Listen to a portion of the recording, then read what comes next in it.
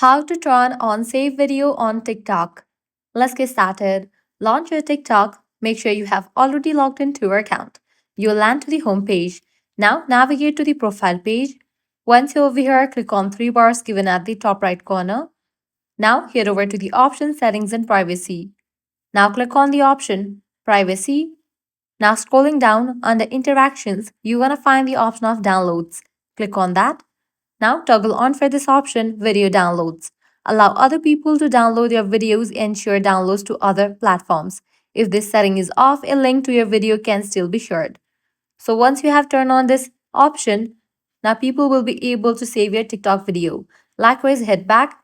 If you want to save your own TikTok video to the gallery, what you have to do is launch any of the video from your draft.